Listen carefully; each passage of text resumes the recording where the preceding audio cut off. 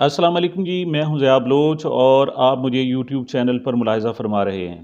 سامعین، دو بڑی خبریں تھیں جس کا انتظار کیا جا رہا تھا۔ سب سے پہلی یہ تھی کہ نیشنل سیکیورٹی کونسل کا جو اجلاس ہو رہا ہے اس میں کیا اعلامیہ جاری ہوتا ہے اور اس میں کیا پاک فوج جو ہے کیا موقف اختیار کرتی ہے۔ اس حوالے سے میں نے آج ڈیٹیل بتانی ہے، اور جو دوسری سب سے بڑی بات تھی وہ جسٹس اطہر من اللہ کا ایک اختلافی نوٹ ہے۔ یہ دونوں تفصیل طلب معاملات ہیں، تو آج کے اس پہلے ویلاگ میں آپ سے جو نیشنل سیکیورٹی کمیٹی کا جو اجلاس تھا اس سے توقعات کیا وابستہ کی گئی تھی، اس میں ایجنڈا میں کیا شامل تھا، کیا چیز ایجنڈے سے نکالی گئی، اور پھر کن باتوں پر ڈسکس کیا گیا، اور آخر میں جو اعلامیہ آیا ہے وہ کس کو سپورٹ کر رہا ہے۔ وہ گورنمنٹ کو سپورٹ کر رہا ہے، وہ عمران خان کے خلاف ہے، وہ جنرل باجوہ کے خلاف ہے، یا پھر سپورٹ کر رہا ہے تو وہ چیف جسٹس عمر عطا بندیال کے موقف کو سپورٹ کر رہا ہے یا اس کی مخالفت کر رہا ہے۔ یہ ساری صورتحال ہے جو ڈیٹیل ہے آج ہم نے جناب بات کرنی ہے۔ جی، سب سے پہلے تو نیشنل سیکیورٹی کونسل کا اجلاس اچانک طلب کیا گیا تھا، اور حکومت کی طرف سے یہ دعویٰ کیا جا رہا تھا کہ حکومت اس وقت چونکہ مشکل صورتحال میں ہے، اور chief justice supreme court Umar Ata Bandial نے حکم دے دیا، اور سپریم کورٹ کی طرف سے باقاعدہ حکم آ گیا ہے کہ پنجاب میں الیکشن 14 مئی تک کرا دیے جائیں، اور جبکہ حکومت الیکشن نہیں کرانا چاہتی اور اس کے خلاف ایک بڑی طویل قسم کی جد و جہد کر رہی ہے الیکشن سے بچنے کے لیے۔ تو توقع یہ کی جا رہی تھی کہ شاید یہ فوج کا جو اجلاس اور نیشنل سیکیورٹی کمیٹی کا جو اجلاس ہے یہ ان پٹ کے لیے ہے کہ حکومت کی سپورٹ میں شاید کوئی اعلامیہ آ جائے، یا کم از کم اتنا آ جائے کہ فوج کی طرف سے واضح کر دیا جائے کہ ہمارے پاس تو اس قدر فیسیلٹی نہیں ہے اور نفری نہیں ہے کہ ہم الیکشن کے لیے مہیا کر سکیں۔ یا تیسری صورت یہ تھی کہ پارلیمنٹ سے کوئی اظہار یکجہتی کا جملہ آ جائے۔ چوتھی بات یہ تھی کہ شاید کوئی سپریم کورٹ کے خلاف کوئی اعلامیہ میں چھوٹا موٹا لفظ استعمال کر لیا جائے۔ اگر ان 4 5 6 پوائنٹس میں سے کوئی ایک بھی آ جائے تو اسے گورنمنٹ کی فتح اور گورنمنٹ کی حمایت تصور کیا جائے گا، لیکن ایسا نہیں ہو سکا۔ اور ہوا کیا ہے اس پر ہم ڈسکس کرتے ہیں۔ سب سے پہلے تو نیشنل سیکیورٹی کمیٹی کا جب اجلاس بلایا گیا تو ایک انتباہ جاری کیا گیا، وہ عمران خان صاحب کی طرف سے تھا۔ چیئرمین پی ٹی آئی نے باقاعدہ ٹویٹ کرتے ہوئے کہا کہ نیشنل سیکیورٹی کمیٹی کا اجلاس بلایا گیا ہے کہ شاید حکومتی اقدامات کی حمایت کی جا سکے، لیکن اگر بدقسمتی سے ایسا ہوا تو یہ عوام کو اور فوج کو ایک دوسرے کے سامنے لا کھڑے کرنے والی بات ہوگی۔ یہ بہت بڑا ٹویٹ تھا، ایک بہت بڑی الارمنگ سچویشن تھی، اور انہوں نے وقت سے پہلے ہی آگاہ کر دیا تھا اور انتباہ کر دیا تھا۔ اب ذرائع کے مطابق یہی صورتحال تھی کہ جس پر اس صورتحال کو کنٹرول کرنا پڑا، اور شروع میں حکومت کی طرف سے دعویٰ کیا جا رہا تھا، اس کے وزراء بتا رہے تھے کہ صبح جناب بہت سارے معاملات ایسے بالکل کلیئر ہو جائیں گے اور سپریم کورٹ کو بھی ایک میسج مل جائے گا۔ یہاں تک کہ جیو جو کہ حکومت کا ترجمان تقریباً تصور ہوتا ہے، اس کے جو بیسٹ اینکر ہیں شاہ زیب خانزادہ صاحب، انہوں نے باقاعدہ اس پر پروگرام کر ڈالا کہ شاید نیشنل سیکیورٹی کمیٹی میں اس حوالے سے اعلامیہ آئے گا، لیکن ایسا کچھ نہیں ہوا۔ ذرائع کا کہنا ہے کہ جو آرمی چیف نے ایک ملاقات کی تھی اس نیشنل سیکیورٹی کمیٹی کے اجلاس سے پہلے، اس میں حکومت کو آگاہ کر دیا گیا تھا کہ آپ فوج کو اپنے سیاسی معاملات میں نہ گھسیٹیں اور ہمیں نیوٹرل رہنے دیں، ورنہ اس کے بڑے نتائج سامنے آ سکتے ہیں۔ تو اس اعلامیہ میں کیا ہوا جی؟ اس اعلامیہ میں 3 بنیادی چیزیں، ویسے طویل اعلامیہ ہے لیکن میں مختصر کرتے ہوئے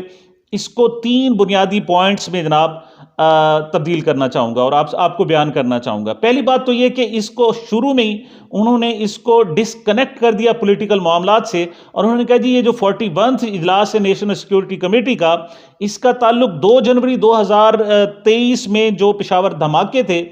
2022 اس کے تسلسل میں ہے، اور اس حوالے سے جو اقدامات کیے جا رہے تھے ان کا یہ تسلسل ہے، اور ہم یہ سیکیورٹی کے حوالے سے ہے نہ کہ پولیٹیکل معاملات سے۔ اچھا، دوسری بات یہ، چونکہ 7 اپریل کو یہ اجلاس ہوا ہے، تو 7 اپریل 2012 میں ایک سانحہ گیاری سیکٹر ہوا تھا، آپ کو یاد ہوگا، اس میں ایک تودہ گرا تھا اور پاک فوج کے بہت سارے جوان اس میں جناب شہید ہو گئے تھے۔ تو اس حوالے سے بھی ان شہداء کے ساتھ اظہار یکجہتی کیا گیا، لیکن یہ ایسا نہیں ہے کہ جناب ایسا اجلاس ہوا، بیٹھے نشستن گفتن اور برخاستن، ایسا نہیں ہوا۔ اس میں بہت کچھ اب بھی موجود ہے۔ وہ کیا ہے؟ سب سے پہلے تو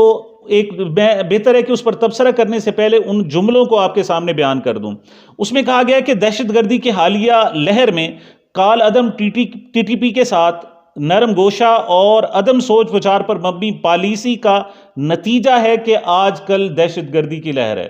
تو اس میں جناب ایک سب سے جو بڑا پوائنٹ، جو سب سے اہم ترین پوائنٹ ہے، وہ یہ ہے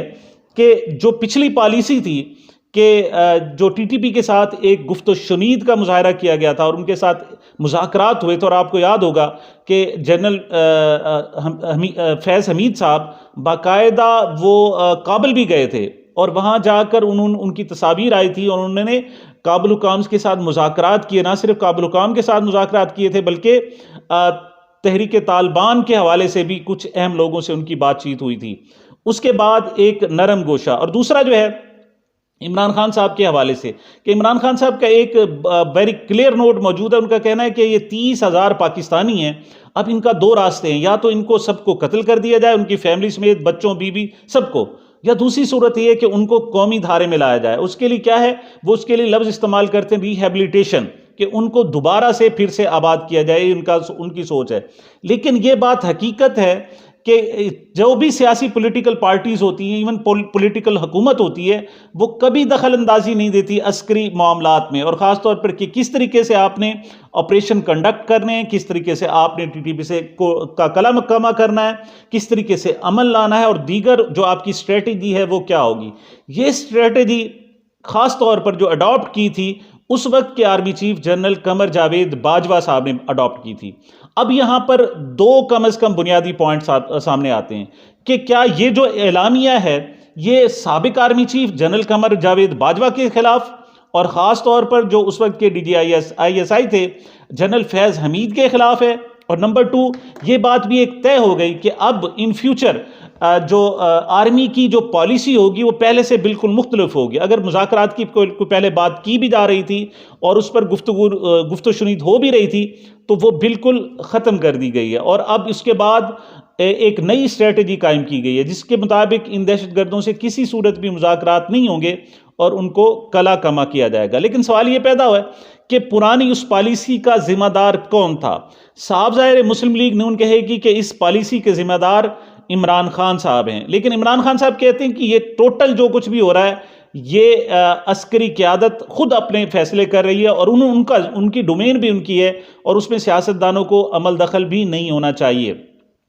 یا دوسری صورت، آج فرض کرو جو فیصلے ہو رہے ہیں کل کو جا کر وہ خطرناک ثابت ہوتے ہیں یا ان سے کچھ نقصانات ہوتے ہیں، تو وہ سازر کولیکٹیو ایک ہوں گے۔ اس کے لیے صرف حکومت کو ذمہ دار قرار دینا کہ چونکہ یہ شہباز شریف صاحب کی حکومت تھی اور ان کے فیصلوں کی وجہ سے ایسا ہے کہ کسی طور پر بھی درست نہیں ہوگا۔ ایک نیشنل اسٹریٹجی کی جو چونکہ بات کی گئی تھی، تو ان کے جو کانسیکوینسز ہیں وہ ساری پوری اجتماعی قوم کے لیے ہوتے ہیں، نہ کہ صرف فرد واحد کے لیے۔ اس لحاظ سے یہ جو عمران خان صاحب کو نون لیگ کی طرف سے مطعون کرنے کی کوشش کی جا رہی ہے، اس کو بھی صاف ظاہر اس سے سپورٹ نہیں ملتی۔ اچھا، دوسری جو بات کی گئی وہ یہ کی گئی کہ ٹی ٹی پی کے خطرناک دہشت گردوں کو اعتماد سازی کے نام پر جیلوں سے رہا کیا گیا۔ اب صاف ظاہر ہے یہ رہا کون کرتا ہے اور کس نے رہا کیا، کس کی کسٹڈی میں تھے؟ یہ جو ٹی ٹی پی کے دہشت گرد ہیں، عدالتوں نے تو کم از کم رہا نہیں کیے،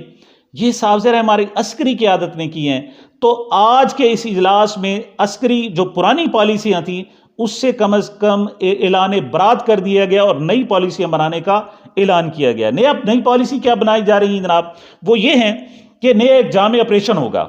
اور اس نئے جامع آپریشن کے لیے ایک کمیٹی بنائی گئی ہے جو 2 ہفتوں میں اپنی سفارشات پیش کرے گی کہ نیا جو آپریشن ہوگا اس کی حدود و قیود کیا ہوں گی، ان کے کیا ٹاسک ہوں گے، اور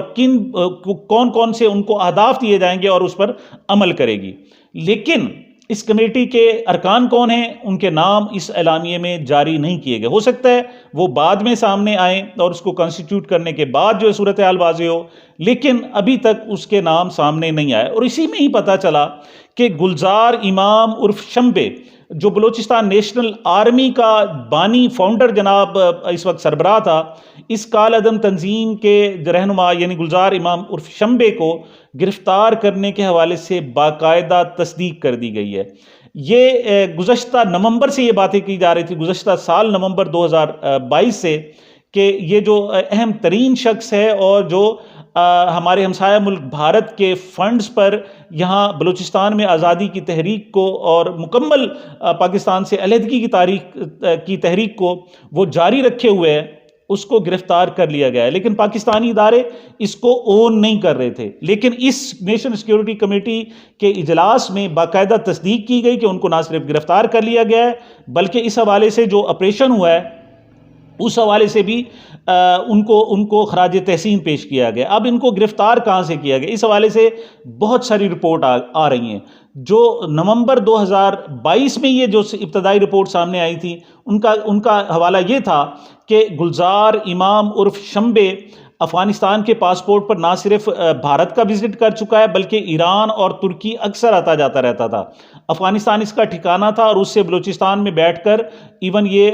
پاک آرمی کے خلاف آپریشن بھی لانچ کرتا تھا۔ تو اس میں رپورٹ میں بتایا گیا تھا کہ گلزار امام عرف شمبے کو گرفتار ترکی کی مدد سے کیا گیا، کیونکہ بہت ساری انٹیلیجنس ایجنسیوں نے اپنے آدمی اس کی تنظیم میں شامل کیے جنہوں نے اعتماد حاصل کیا اور بالآخر اس کو گرفتار کرایا گیا۔ بہرحال اس نیشنل سیکیورٹی کمیٹی کے اجلاس میں اس اہم ترین اجلاس کی بھی بات کی گئی ہے، لیکن میں سمجھتا ہوں کہ آخر میں جو اس کا مغز ہے وہ میں آپ سے عرض کرنا چاہوں گا، اس سے آپ کو اندازہ ہو جائے گا کہ اس اجلاس میں کہا گیا ہے۔ اعلامیہ کی ایک شق یہ ہے کہ یہ اجلاس ریاستی اداروں اور ان کی قیادت کے خلاف بیرونی سپانسرڈ زہریلے پروپیگنڈے کی مذمت کرتا ہے۔ اس میں یہ نہیں کہا گیا کہ پاک فوج اور ان کی قیادت کے خلاف، نہیں، یہ لفظ استعمال نہیں کیے گئے۔ ریاستی ادارہ بھی استعمال نہیں کیا گیا کہ اس سے بھی شاید ایک ادارہ جو فوج ہے مراد لیا جائے، نہیں، ریاستی اداروں کے خلاف، ریاستی اداروں اور ان کی قیادت کے خلاف۔ تو کون سے ریاستی ادارے ہیں جناب؟ میں آپ کو سوچنے کی دعوت دیتا ہوں کہ آپ بتائیں کون سے ریاستی ادارے ہیں جن کے خلاف پروپیگنڈا کیا جا رہا ہے؟ دو ہیں جی، کم از کم میں دو بتاتا ہوں۔ نمبر ایک تو ہمارے یہی عسکری قیادت ہے، ان کے خلاف ایک پروپیگنڈا کیا جا رہا ہے۔ لیکن اس وقت جو سب سے زیادہ زیر عتاب ہے، سب سے زیادہ جس کے خلاف پروپیگنڈا کیا جا رہا ہے، وہ سپریم کورٹ ہے، جو پاکستان کا ایک اہم ترین ادارہ ہے اور فاؤنڈیشن، ایک پلر ہے پاکستان کی ریاست کا۔ اس کی قیادت یعنی ان کے چیف جسٹس کے خلاف ایک زہریلا پروپیگنڈا کیا جا رہا ہے۔ تو اب اگر اس نیشنل سیکیورٹی کمیٹی کے اجلاس کی تشریح کی جائے اعلامیے کی، تو اس میں پتہ چلتا ہے کہ نیشنل سیکیورٹی کمیٹی کا جو پورا اجلاس ہے اور عسکری قیادت ہے، وہ نہ صرف اس کی مذمت کریں جو پاک فوج کے خلاف ہو رہا ہے، بلکہ جو سپریم کورٹ کے خلاف ہو رہا ہے اس کی بھی بھرپور طریقے سے اس ادارے نے مذمت کر دی ہے اور بیرونی سپانسرڈ ہے۔ بیرون ملک کون بیٹھا ہوا ہے؟ بیرون ملک ایک لندن بھی ہے اور ایمن فیلڈ بھی ہیں، اور وہاں سے باقاعدہ یہ پروپیگنڈا ہو رہا ہے، باقاعدہ۔ آج بھی انہوں نے کہا کہ چیف جسٹس صاحب استعفیٰ دے دیں۔ تو میں سمجھتا ہوں کہ یہ جو نیشنل سیکیورٹی کمیٹی کا اجلاس تھا، اس سے اگر حکومت کوئی بہت کچھ حاصل کرنا چاہ رہی تھی اور اس وقت جو پریشانی اور مسائل میں گھری ہوئی ہے اس سے شاید چھٹکارا پانے کے لیے کوئی سہارا ڈھونڈنا چاہ رہی تھی، تو وہ تقریباً ناکام ہو چکا ہے۔ وہ ساری کی ساری کوششیں ناکام ہو چکی ہیں اور ایک بیلنس قسم کا یہ اعلامیہ سامنے آیا ہے۔ لیکن چونکہ حکومت ہے، اس وقت وزیر اعظم ہے، تو پوری جو فوج ہے، پوری اسٹیبلشمنٹ ہے، وہ حکومت کے ساتھ کھڑی ہے، لیکن اسی وقت ہی وہ سپریم کورٹ کے ساتھ بھی کھڑی ہے۔ ایسا نہیں ہو سکتا کہ ہماری فوج جو ہے سپریم کورٹ سے لا تعلقی یا اس کی مخالفت کا اعلان کر دے، کیونکہ سپریم کورٹ کے